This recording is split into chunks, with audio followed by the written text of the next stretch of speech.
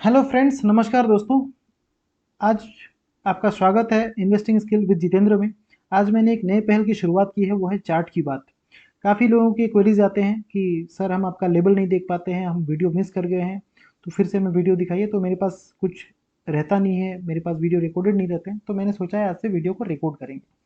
तो सीधे हम जैसा कि जानते हैं, आज के सेशन संडे पे मैं क्या करता हूँ, हर किसी को यही बताने की कोशिश करता हूँ कि आने वाले दिन में मार्केट क्या बिहेवियर करेगा। तो सीधे हम चलते हैं वीडियो पे।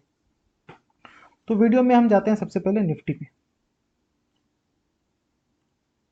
निफ्टी में क्या देखते हैं, जैसा कि वीकली चार्ट पे हम आते हैं। वीकली चार्ट पे आते ही हमें एक दिखता है, जो मैंने आपको पहले ही बताया था, जो भी मुझसे जुड़े हैं मैंने उनको यही बताया था कि निफ्टी इस लेवल के ऊपर जब तक नहीं जाता है हम बाई नहीं करेंगे इस लेवल पे। तो हमारा लेवल कौन सा था, ये जो लेवल था ये हमारा बाइंग था।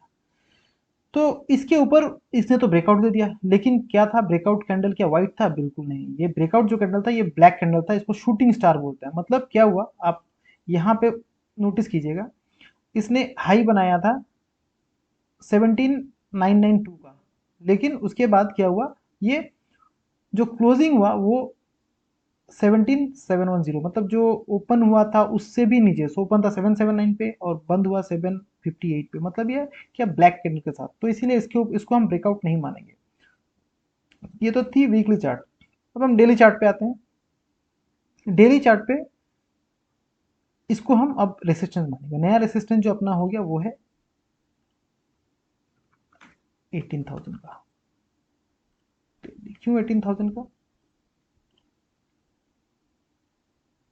ये जो लेवल है ये 18,000 17,900 के आसपास है, तो मैं रफली राउंड फिगर में इसको 18,000 कर देता हूँ। तो करने के बाद ये रेसिस्टेंस हो गया। अब ये तो हो गया आपका शॉर्ट टर्म रेसिस्टेंट।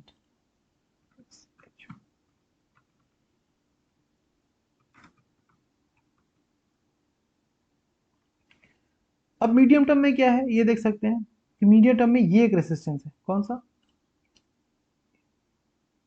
17,800।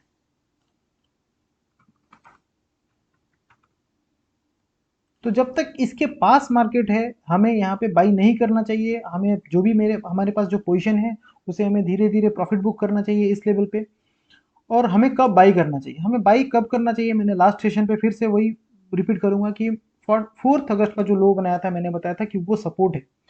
और जो सपोर्ट बनाया बताया था मैंने आपको, आप नोटिस करेंगे मार्केट बिल्कुल 17,150 के पास से मार्केट मूव किया था इस वीक। ये देखिए, ये एक सपोर्ट बना, ये इसको टच किया, टच करके एक सेशन में फिर से एक बड़ा कैंडल के साथ मार्केट ऊपर चला गया, लेकिन फिर से वही रेसिस्टेंस को इसने माना। तो मतलब क्या, हमें ये तो क्लियर इंडिकेशन है कि मार्केट जो है ये अब इस रेंज पे ही ट्रेड करने की कोशिश कर रहा है। ये जो रेंज है इसी रेंज पे ट्रेड करेगा। अब किस साइड मूव करेगा, ये तो जब ये रेंज टूटेगा तभी हम बता सकते हैं कि किस साइड आगे की ओर मूव करेगा। तो ये तो था। अब कहाँ बाई करना चाहिए? बाइंग मेरे हिसाब से इस लेवल पे करना चाहिए। ये जोन भी क्या है बाइंग का? बाइंग जोन जो है वो है ये ये पूरा बाइंग जोन है 17,150 से लेकर 17,070।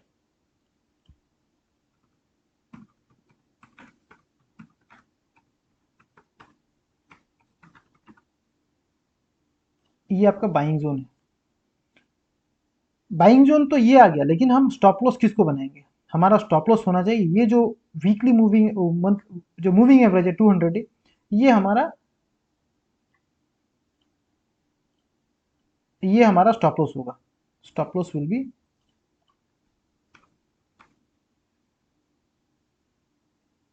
17,950, सॉरी 16,950।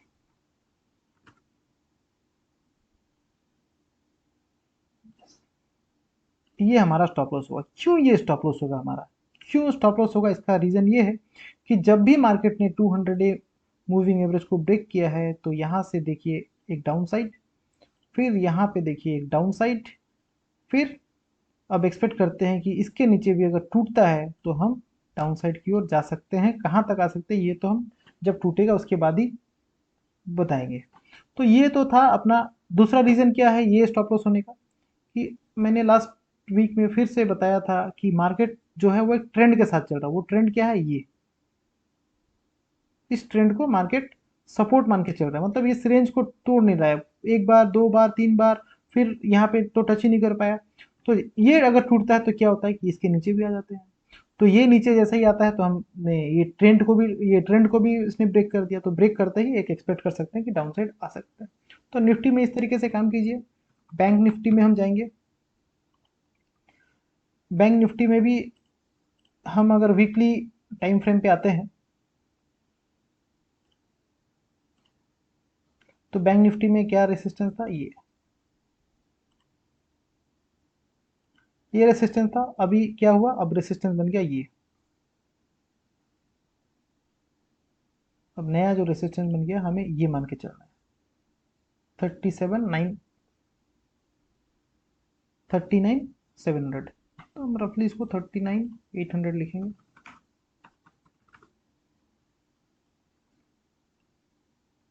और इसमें भी जो सपोर्ट है वो मैं 4th अगस्त के लो को ही सपोर्ट दूंगा। क्यों? क्योंकि बहुत सारे सेक्टर ने क्या, मेजर सेक्टर ने 4th अगस्त से ही अपना जो जो लो बनाया उसको ब्रेक नहीं किया, तो ये बहुत वाइटल सपोर्ट है। तो ये कौन सा है, 37,200।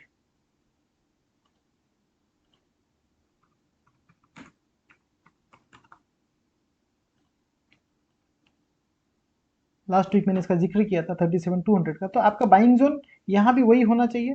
यहाँ पे एक स्मॉल सपोर्ट, ये भी आप जो अभी जो वीकली लो, इस वीक में जो लो बनाया 37,900, ये भी एक सपोर्ट है यहाँ पे। इसके आसपास भी आप बाई कर सकते हैं।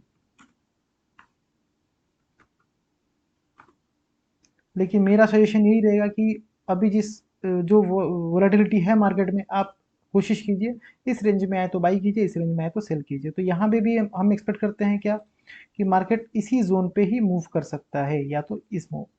तो जैसे ही ये टूटता है तो हम एक्सपेक्ट कर सकते हैं कि एक डाउन साइड यहाँ तक दिख सकता है, लेकिन जैसे 36,300 के नीचे हम गेट ओपन हो जाएगा फिर से एक डाउन साइड के लिए इस लेवल तक। तो ये लेवल कहाँ है ये तो हम जिक्र करेंगे जब ये टूटता है। मुझे लगता है कि ये जो गैप्स हैं ये गैप फिल होने चाहिए एक बार, तो आज नहीं तो कभी भी ये फील होगा। लेकिन अब देखना है कि इसी रैली में ये फील होती है, इसी डाउन साइड में ये फील होती है या नहीं। तो यहाँ पे इस स्टॉप लॉस के साथ आप बिल्कुल काम कीजिए। ये 36,200 बहुत मेजर सपोर्ट है यहाँ पे। क्यों? क्योंकि ये दो कैंडल है प्लस वीकली मूविंग एवरेज, जो वीकली वो सॉरी मूविंग एवरेज। तो मूविंग एवरेज मैंने बताया था ये आपको कि लास्ट निफ्टी में, कि यहाँ पे टूटने से क्या होता है, यहाँ पे भी टूटने से क्या होता है। तो हम यहाँ भी टूटेंगे तो एक्सपेक्ट कर सकते हैं एक अच्छा डाउन साइड देख सकते हैं। तो इसके साथ काम कीजिए। तो अब हम थर्ड जिस पे आते हैं वो है किस सेक्टर में हमें काम करना चाहिए जिसने ब्रेकआउट किया है। तो वो सेक्टर है रियलिटी सेक्टर।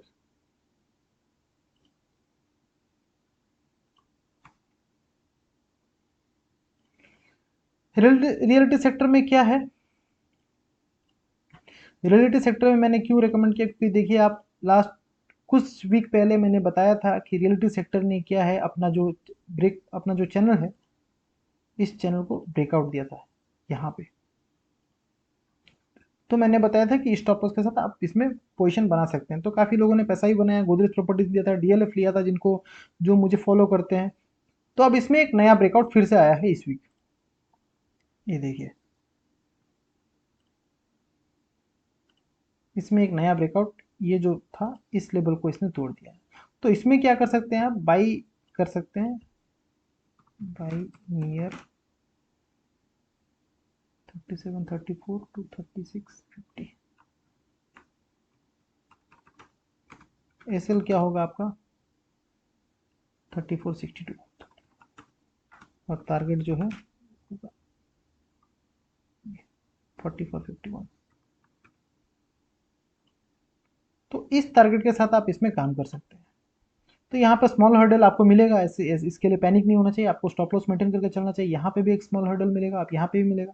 तो इसके साथ काम करना चाहिए। हम अगर इसकी रेंज की बात करें तो अगर ये इस रेंज पे आता भी है 44 के रेंज पे, तो हम देख सकते हैं कि हमें 22% का रिटर्न एक इंडेक्स में मिल जाएगा। तो अब इस इंडेक्स में जो भी आपको दिखते हैं निफ्टी रिलेटिव पे, आप जाइए NSE India.com पे इंडाइसिस पे जाइए, निफ्टी रिलेटिव देखिए, ये सारे सेक्टर हैं। तो मैंने बताया था, जैसे गोदरेज प्रॉपर्टीज बताया था, डीएलएफ बताया था, ओबरे रियलिटी भी मैंने कवर किया था। तो आज जो मैं बताऊंगा वो है डीएलएफ। डीएलएफ पे आप फोकस कर सकते हैं।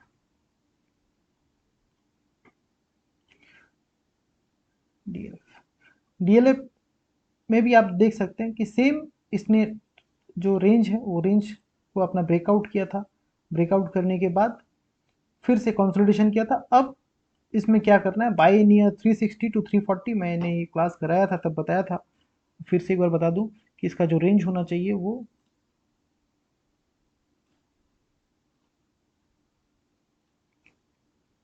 ये जैसे ही टूटता है आप बाई कीजिए, बाई नियर 400 में आप सजेस्ट करूंगा बाई नियर, क्योंकि नीचे आने के चांसेस थोड़े कम हो गए इसके। 400 टू 390, एसएल जो है इसका 358 का होगा, टारगेट जो होगा वो हम डिसाइड करते हैं। स्टॉप लॉस आप ये रखिए, इस स्टॉप लॉस के साथ काम कीजिए। 359, मैंने 358 लिखा है, और जो टारगेट होगा वो 450 का पहला टारगेट बना सकते हैं आप, लेकिन 450 पे रुकना नहीं चाहिए। अगर इसके जो इंडेक्स हैं वो जिस तरीके से मूव कर रहे हैं, क्यों नहीं रुकना चाहिए। अगर हम थोड़ा लॉन्गर टाइम होराइजन में जाएंगे तो ये देखिए इसने इसने बहुत अच्छा ब्रेकआउट दिया हुआ है, मंथली ब्रेकआउट दिया है। ये तो ये जो है ये बहुत बड़ा रेसिस्टेंस है 441 450, इसके बाद इसमें गेट ओपन है लंबी रैली के लिए। तो ये तो था इसका डीएलएफ। दूसरा जो आएंगे वो है पीडीलाइट। पीडीलाइट इंडस्ट्री मुझे ये अच्छा लगता है। ये क्यों अच्छा लगता है, क्योंकि इसने भी ब्रेकआउट दिया हुआ है। चार्ट पैटर्न के हिसाब से देखिए ये ऑल टाइम हाई पे ट्रेड कर रहा है, और लास्ट वीक इसने इस लेवल को ब्रेक किया है 2766 को।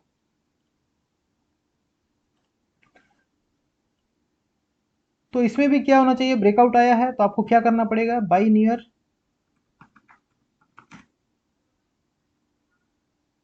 2722 2740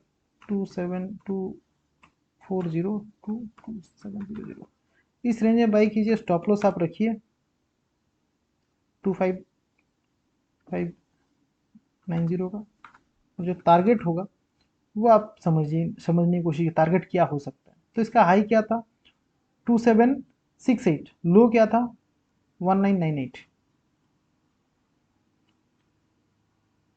2768 माइनस 1998 इक्वल टू 770 पॉइंट की रैली यहाँ से दे सकता है। तो इसको 2798 के साथ हम जोड़ देते हैं, तो टारगेट जो आता है वो है 3568।